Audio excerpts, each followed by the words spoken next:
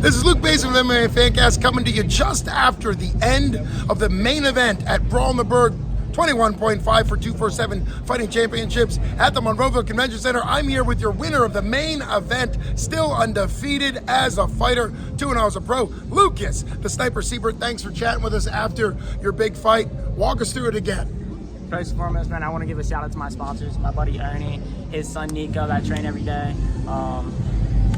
It's my favorite part of my job is just being able to give back and do all that fun stuff. So I just want to give them a shout out. My buddy Cranston IT over there, Patrick Cranston, Warren Stout, Will Morrill, all the people around me.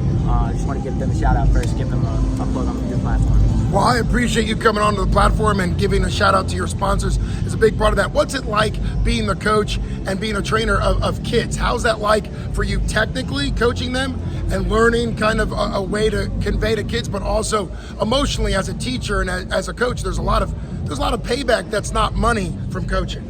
It's what matters more. You know what I mean? Like being able to give back, being able to put yourself second at times, and then being able to have a platform to show that you can do anything you want to do, if you put your mind to it, if you really invest in the right people, surround yourself with the right people. Yeah, I mean, that's incredible. How long have you been doing the coaching training part in addition to being a full-time fighter yourself? I got hired a year ago after I fought Cam Algar in July here. So, it's been the best part of my life. Is just being able to coach every day, 3-4 times a day, and I love it.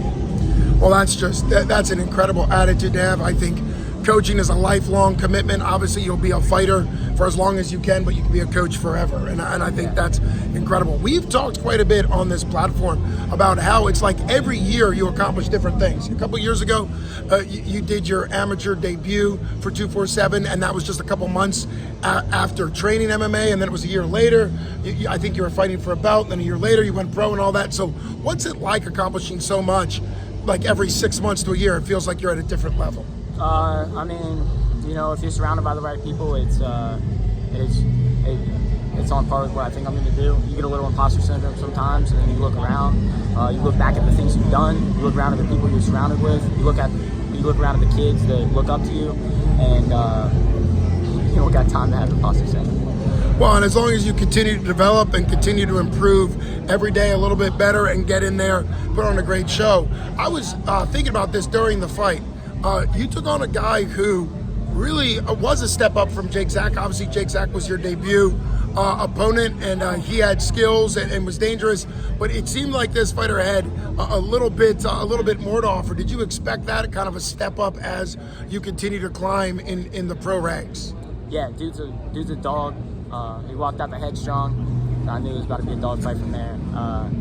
But I play everything in my head. I know what his walkout song is going to be. I know when he's going to move left. I know when he's going to move right.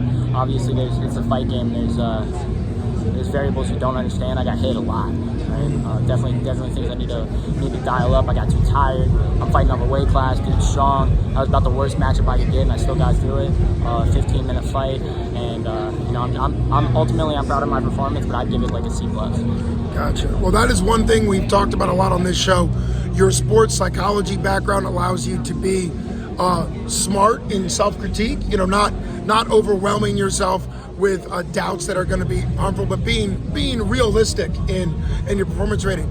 I think a big part that I don't think I mentioned so far is that you won 30-27 in a decision. So while you're saying you got tired and got hit too much and you got some things to work on, and of course going down in weight and all those things is the future plan, what's it like to be able to know that even with some of those things not going your way, you still dominated? A 30-27 is as dominant as you can get in a decision win.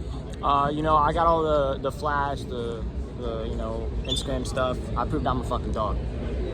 I got it. I got that gritty side of me that a lot of people probably didn't think I had, and I knew I had it. So when it came down to it, I won.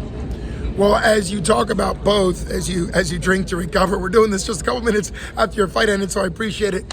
One of the things that comes up is you flashed with a ton of head kicks, beautiful striking, the sniper part of you, really big. There was also a couple, I wouldn't call them near submissions, but maybe, he was trying to go for some submissions. What was it like working your way out of them? And as you said, that's the combination of having the flash, but also having the dog when you need to grit through and, and kind of find your way through things. I got the best striking coach in the world, Will Morrow. He invests so much time in me. Mike Wilkins, and I'm not worried about being in a submission. I'm in tighter submissions by bigger people. Nathan Grubman's a brown belt.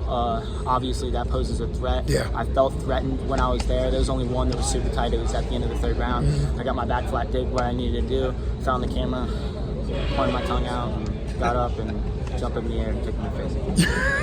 That is exactly how it ended. It was nice that you were able to get out right at the end to still, end in striking. You also did a great job, as you said, knowing that it was deep, blocking his hips so he couldn't walk towards you and doing very good things. I was going to make a joke that, so you're saying that Mike Wilkins is okay at jiu-jitsu is what you're saying. He's reasonable. I think Mike Wilkins is amazing at jiu-jitsu, and that's why I am what I am. I'm a Mike Wilkins blue belt, and that holds a higher grade even on the IBJJF scale. Truly, so when I'm in a submission, I feel calm. You got to put me out. I wasn't gonna tap. That wasn't an option. I was ready to go out, and it didn't happen again. Well, I really appreciate you talking to me. Congratulations to you. It's just awesome to have you on as a main event winner, undefeated as a pro, 2-0. Lucas, the Sniper Seibert. Thanks so much. Thank you.